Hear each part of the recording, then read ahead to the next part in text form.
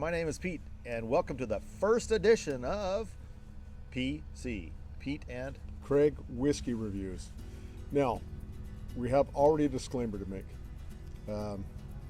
We just did 20 minutes, opened these bottles, did a review, and realized that our camera wasn't recording. So, this is part Ducks, part 2. we got some great pictures though. We do. Really nice pictures. We'll show them during this episode. So we are here in the great campground in Washington State on Hood Canal called the Belfair. Belfair State Park. Yeah, see, we've already had some bourbon for review, so it'll take a second to reset here. So we're going to start off. I'll start it right away. We're starting off with the Russell Reserve 10-year, and this was picked up at the local Total Wine and More, and I just thought this was a steal. I mean, for $36.99, it was just fantastic. Gosh, Pete, I've never tried this bourbon before. Until today.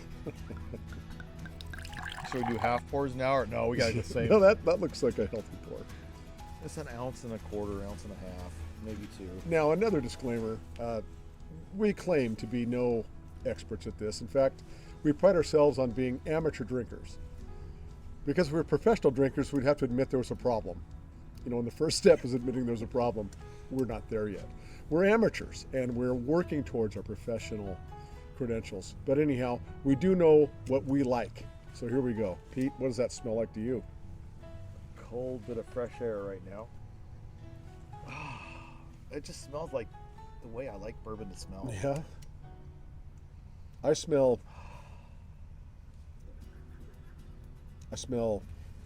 vanilla, a little bit of oak, that earthy oak in there. Got any maple? Maple seems so Canadian, so I'm going to say no. No. Canadian. I mean, I like Canadians and their whiskey, but I still prefer Kentucky bourbons. Well, absolutely. And whiskey. Remember, I'm not a professional by any means. To our brothers and sisters to the north, you're America's hat, and here's to you. Oh, Canada. It smells so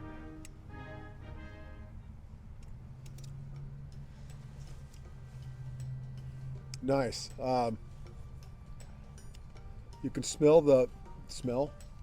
You can taste the oak a little bit there. You can taste the vanillins, the caramel flavor in there. It's got a little bit of a alcohol up front. And it seems to go on for a while, which I really enjoy. I like that. Nice lingering flavor, though, in the mouth. It's more satisfying the more you just kind of sit back and enjoy it. Absolutely. I like that's this a good. lot. Let me have another sip of that. All right. You talked me into it. Yeah, absolutely. What did this one cost, Pete? You know, this was a value at $36.99, and I know I've watched some other reviews recently. This was from Washington State, so we do have some of the highest taxes for alcohol. But it was $36.99 before taxes, and so in California, they pay about a third less for that. Most likely. Same bottle, probably. Yeah. Well, oh man, what do you think? We should try that with maybe a little bit of water. We've never done this before, tried this bourbon before, so all right. let's try a little bit of water. A little bit of water. Here, you pour your water. Now we're camping. Well, we don't have all our nice things for adding water. We're in plastic here, folks. But I did bring in glasses. Yeah, nice sniff. Very nice. And it's probably 30 degrees about now. So one of the things Pete and I are kind of looking forward to is hoping that as we try bourbons, maybe if you like bourbon, you send some suggestions our way about some of the bourbons you think we should try. These are absolutely adequate bourbons. I would not hesitate to recommend either one of these to the folks that are viewing, but you may know of some great bourbon from your part of the country that have never heard of. Washington has quite a few really good bottlers. I don't know, there's maybe I would say half a dozen at least that we would say they make a very nice bourbon. There's several of those around here. Yes. I think they actually have one of the first distilleries in Washington. Come by. With a bit of water.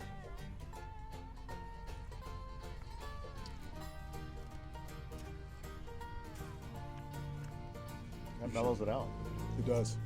And it takes that boozy kind of little slight medicinal edge off the finish of that. Actually, I kind of like that with a little bit of water. I do. I could drink it neat with no problem, but a little bit of water makes it a lot more enjoyable. Being this is the first time we've ever tried it. In the last hour. Yeah. You haven't asked me about my hat, Pete. Oh, Craig. What's up with the hat? I mean, we're in the Northwest, and I can't see you wearing a hat like that here, but I'm sure you'll tell me why. Well, if you think about it, we're on a bourbon safari. We're out here in the deep jungles of the Northwest near Hood Canal, and we're in a camping environment. That's why I'm wearing the hat, Pete. I don't need your judgment right now. Okay. I guess I might have to get my wilderness gloves on, because it is a bit cold out here. Show them the glove, Pete. Now, here's my problem with these kind of gloves. Let's say you're walking out in the woods and you need to remove your gloves and you drop one. You're out in the woods. You're never going to find that glove again. So I think you should wear hot pink gloves. Cheers. I don't know what else to say after that. I'm like, I don't think I'm going to drop my glove. Okay, let's try Wow. for the first time ever. Oh, you know what? I'm going to just put this one on the side for now, and we'll get the other glass out. You're I have some water. drinking for you. kind of slow there.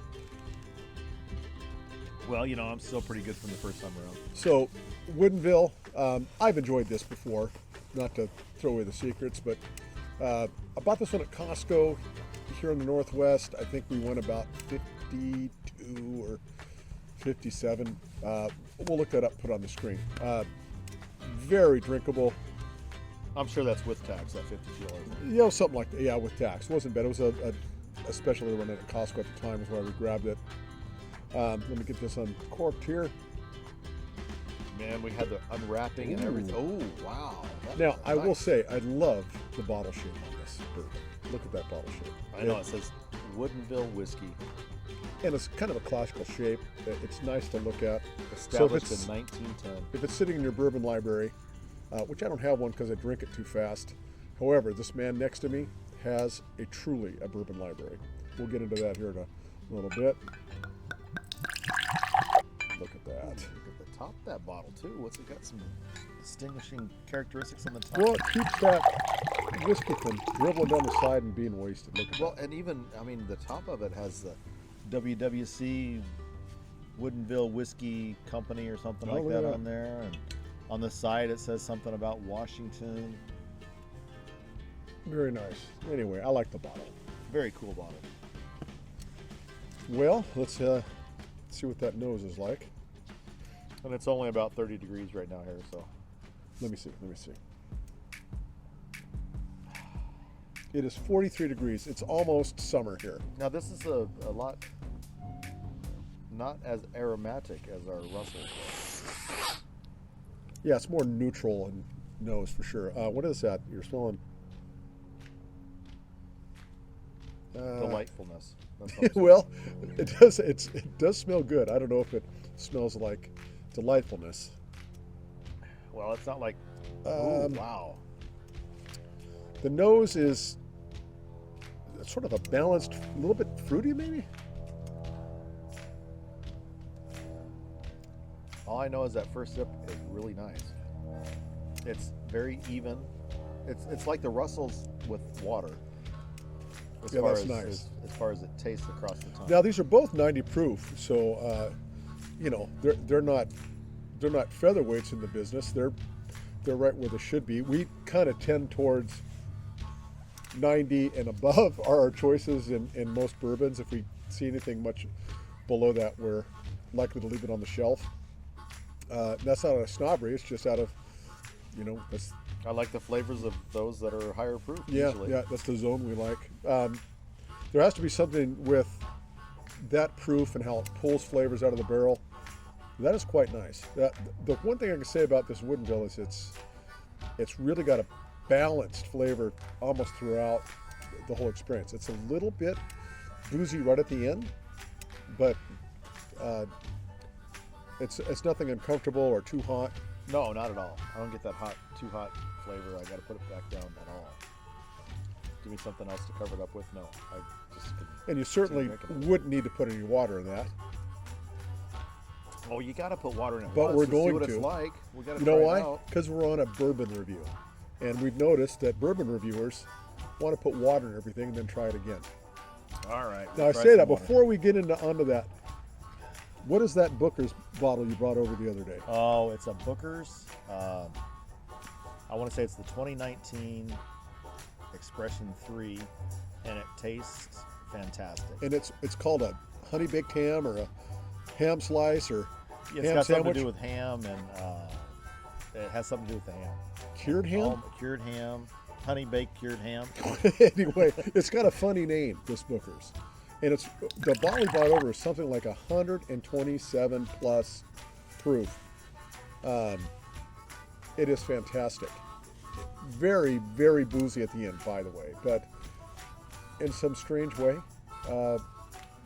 not bad. I mean, it's about as hot a bourbon has ever had and been okay stop! with You can't give them any more. We'll have to tune in for Fair enough. version 2 We'll or 3. go back over that bourbon again when we pour it again. He just brought this over and it was fantastic. And I already finished that bottle, so now we're into another bottle eventually. But Did you add water to yours? I did. Now I'm going to cleanse my palate, because that's what you do in these bourbon things is you cleanse your palate. So I brought the perfect cleanser, Corona and lime compote. I guess I'll have to drink the water then. And since you've already poured your water, here, I'll pour some in that other glass for you. Oh yeah, you have your cleanser. It's okay. This is my water Palate bottle. cleansed. Oh, much better. So the theory is that bourbon actually changes molecularly when you add water to it. I still see a lot of caramel in there.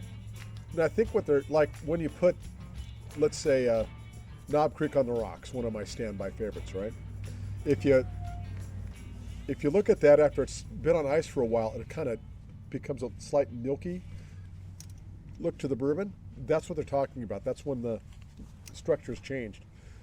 When you add water this way, we don't seem to get that milky effect, but it should change the characteristics. How does it taste? Oh my gosh.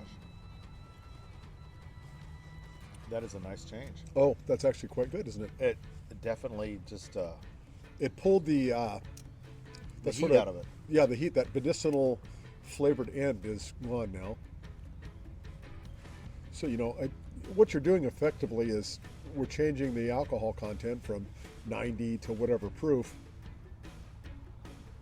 And you know what? It's quite nice. We're amateurs, and we just drink bourbon because we're in pursuit of something we enjoy more than what we've established our standards at. And certainly, not being experts, we're just going to tell you if we like it or not, and encourage you, if you haven't tried something, maybe find that in a store near you and pick it up and give it a shot. I have been strangely surprised by suggestions I've seen on the internet that I probably wouldn't have tried for any other reason. I'll give you an example. I was watching a bourbon review, a couple, husband and wife couple, and they're talking about kind of the must-haves they have to have in their bourbon library, which again, I don't have a bourbon library to speak of. I have a few. Pete here has an elaborate bourbon library just because. Why, Pete? Why do you have a bourbon library? I have a bourbon library because I can, and because opportunity spoke when I was buying, so I bought things at the right time when I could. Well, one of the suggestions these folks made was that Wild Turkey 101 should be in your bourbon library, just as a sort of an everyday kind of drinker. Something you'd have you'd have during the weekday at dinner or whatever. And sure enough, that was fantastic advice. I would have never tried that. I had a Wild Turkey experience early on in my drinking career, and I wasn't all that impressed with it. So there you go. It definitely changes over time because I used to drink Wild Turkey frequently, and at least once a week. And for a while there, that's all they had. That's the establishment I was at. The best bourbon they had was Wild Turkey, so I don't know if that says much. But anyway, I enjoyed it. I wouldn't have ordered it if I didn't like it. So Now, this guy introduced me to the best whiskey I have ever had the pleasure of trying. It was a Pappy Van Winkle's rye. What was it, a 13-year? that was the 13-year rye. Was it a Lot B? No, it wasn't a Lot B. It was just a 13-year rye. Because Lot B, I think, is a 12-year, but this was a 13-year rye at just a rye, 13-year rye. So he acquired this bottle, I think, in Montana. I believe that's where I ended up picking that up. So he picks up this bottle in Montana, brings it by the house at the holidays, and you talk about a Christmas gift, because it's something I'll never forget. But it is by far, in the bourbon category or the rye category, the best whiskey I have ever tried. And I'm putting this on top of Pappy Van Winkle 20-year, in my humble opinion. Fantastic rye. And if it wasn't for Pete, I would have never been able to try it. Well, that's how I felt about this bourbon experience to start with, because Craig turned me on to bourbon many years ago when he had a Pappy Van Winkle 20-year. He's like, you got to try this bourbon. Give it a shot. I'm like, all right. So I was at his place, and we tried it, and I was like, the smell, the taste, the aftertaste. Oh, it was just delightful. And ever since that time, I have been on a journey to find more bourbons that match that taste. Well, not necessarily match that taste, but just taste that I enjoy to go through. So I try to find that. And I just was lucky enough. Someone said, well, try this one. And I had the opportunity to buy that 13 year. So I bought the 13 year. And Well, and unfortunately, I got turned on to Pappy Van Winkle's in the 1980s when, bourbon wasn't all that popular. Well, as proof of this YouTube, if it gets any views and the many bourbon reviews that are out there, bourbon has taken off in popularity. So back in my day, at Christmas time, you'd pick up a bottle of Pappy's for somewhere around $75 a bottle. And now I see them listed sometimes online for $1,700, $1,800 a bottle. And it's really hard to get in that first run. You have to be in a lottery and so on.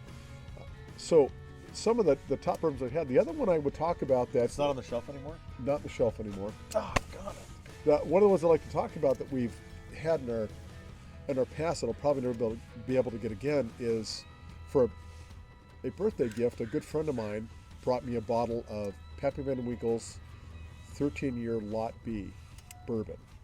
And this would be my number 2 bourbon, or number 2 whiskey, compared to his rye. It was absolutely delicious. And kind of the funny thing is I got a lot of booze for that particular birthday because people know I like to drink whiskey. And I uncorked that, pour a glass, took a sip, and went, that is remarkably good. I mean, I just remember saying, oh, this is just fantastic bourbon. And then I looked it up. That was your birthday, wasn't it? It was my birthday. It was a birthday gift. Yeah. And I had some other bourbons, so I waited probably a good 2-3 weeks before I opened this bottle of Pappy's. I was kind of waiting for it because I know Pappy's is often spectacular. Well, it was spectacular. Yeah, we save it for those important and valuable moments in especially our life. with our friends and so on. Now, this being said, after I poured it into the glass and had the first sip, I immediately got online and I looked up Pappy Van Winkle 13-year Lot B. And at that time, it was going for $1,750 a bottle. Now, I love my friends and I thank them for the gift. But if I could have put that all back in the bottle and sold that sucker for $1,700, I probably would have. But that being said, once it's open and you're drinking it, that ship has sailed, so to speak. So, who did I bring over to give it a try? Pete, because I knew he would also enjoy that particular brand of bourbon. Absolutely, and I'm thankful that I got to take that opportunity and enjoy it. And that's how I feel about bourbon. I'm like, I know that I've got some of those bourbons that people really want and desire and will spend a lot of money for, but it's meant to be enjoyed with those you like hanging out with. Yeah, so absolutely. That's why I share it with my friends. Well, the other thing I would say about trying these bourbons and so on is get involved with a liquor store in your area where you get to know the person, and this has benefited Pete greatly because they'll think about him when something new and unusual comes in, or or so on, or put them on a list, and go ahead and enter those lotteries to get the Pappy Van Winkles and those kind of boozes that are of interest to you. Because once in a while, like they say, even a blind squirrel gets a nut once in a while. You will land one of those good bottles, and those are to be savored. That's very true. That happened to me like 5 years ago. I got drawn on one of the lottos to pick up one of the Pappy bottles. So, they kind of gave me my choices, which ones I wanted, and I picked one up, and because I could, and I was lucky enough to be able to afford it, and it wasn't, as retail, it wasn't the markup value, and I got to share it with my friends. And if I'm not mistaken, are there any Pappy Van Winkle 20 years in your library? I'm just asking for a friend. Oh, well, we never talk about what we have in our library for sure, but there might be something left. Well, anyway, this guy, it's why you keep him around. He's got the good stuff in the library. And he's good at expressing it, so that's why I keep him around. It's his so, fault. It's his fault that I started drinking this stuff. Out of these two, cheers. Cheers. I would say I'm leaning towards, out of these two picks, I'm leaning towards the Woodinville, though I would drink this Russell every day. It's not bad either. I love the Woodinville. It tastes really good, but the Russell's has the aroma I enjoy. So I would choose the Russells over the Woodinville just because I like the smell. Oh yeah, really? Huh. Something I didn't know. They're both a classic recipe for an old fashioned. So from Sugar Cube up, we'll put that up for you guys to enjoy. Another mixed drink that Pete introduced us to is made from Screwball peanut butter whiskey, which I know is not a bourbon. I know it's a liqueur, but on a cold day, and we're up against some cold days. We're camping here in February. It's going to be 28 degrees tonight here in the Northwest on the Hood Canal, and colder tomorrow even. But Pete has a recipe for this Screwball that you folks have to know about. Pete, tell them about how you make that. Oh, it came from the Screwball website, and it is a hot toddy made with Screwball, and I know that there's lemon involved, and there's honey involved, and it's a lot of water, and it is just so nice on a cold night. Oh my gosh. It is incredibly drinkable.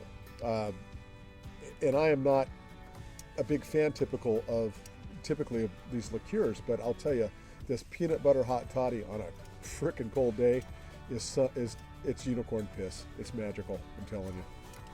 Well, I got turned on to the Screwball because someone says, hey, I know you like bourbon, and I really like this stuff, so give it a try. So I tried it, and I'm like, wow, this is like a liquid Butterfinger. And it was just enjoyable, and I liked it. I know a lot of people can't stand it, but I'm just like, I'm not drinking that much of it. I'm just having one glass. Yeah, it's and once in a while. Else. Yeah, the two of us, if you have a delicious Scotch and a average bourbon, I'm maybe only speaking for myself here, but I'm going to go to the bourbon 9 times out of 10. I'm just a bourbon drinker, and I started off kind of enjoying Scotches primarily, but I am almost exclusively, if I'm going to drink a whiskey, it's going to be bourbon, Americana, absolutely. Now, see, I'll still go to a Scotch once in a while. Yeah, me too. I enjoy a Scotch, and getting into cognac once in a while it hits the spot too. We have a good friend that drinks Lagavulin, and I'm sure I'm saying that wrong. Laphroaig. Laphroaig. Laphroaig. Oh, it's Laphroaig. Laphroaig. I was totally saying Oh my wrong. gosh, yes. Laphroaig. Laphroaig, which means frog. Leg. Smoky Maybe. frog. I don't know. Smoky frog leg. This is like licking a forest fire. It is so roasted peaty, but he loves it. And it has a great aroma. I mean, it's I can't necessarily say that I enjoy drinking it, but I will. I've had it, and I drink it, not all the time, but once in a while. We will suffer John's taste in Laphroaig, which again means toasted frog. And every time I go to the store and I see it on the shelf, I think of him.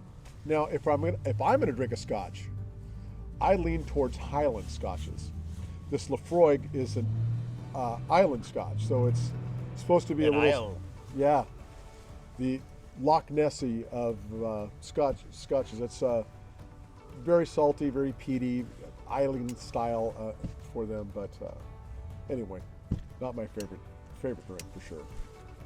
Yes, but I remember many days that we finished off bottles of Glenlivet. Glenlivet. Yes, absolutely. And that is truly a Highland Scotch. A little on the sweeter profile on the Scotches. They were the first Scotch to go legitimate. So during the laws of the time in Scotland, and they're kind of not well thought of because of that, that they're the first ones to kind of go legit. But still, good, well balanced Scotch. Another one I often go to is Macallan. A Macallan 12-year or something like that, quite good. And I myself go for the Oban. Oh yeah, Oban is good. Yeah, that's right. We'll throw in a Scotch review here and there, just for variety's sake. Yes, one of the guys that I used to go to, his bar always had that Scotch in his collection, Oban, because he enjoyed it. And in his honor, I always go there and have a Oban or glass of Oban. Well, let's wrap this thing up. Thank you for sticking with us as long as you have in our first episode. Remember, if there's a particular bourbon you'd like to recommend, we'd love to hear about it. Yes, please let us know what you think of different bourbons. If you like what you've seen here, go ahead and give us a thumbs up. And you know what? If you don't like it, you can always hit the thumbs down. But that's okay, because we're new at this and we're just drinking bourbon because we enjoy it. But if you're going to hit that thumbs down, hit it twice. All right. Subscribe if you want to see more of our content or know what's coming up. It's been a pleasure bringing you into our little world of bourbon. All that being said, here's to you. Cheers. Oh man, you got to fill me up again. All right. Hold on. All right, I'll drink that because it's a cool bottle and it tastes well. Tastes well. No, it tastes well. Tastes well. Well. Weller. Well. Weller. Weller's Yes, another I'm leaning one. towards Weller. What can I say? Yes. Cheers. Cheers. Thanks for joining us. Thanks. We'll see you in the next episode.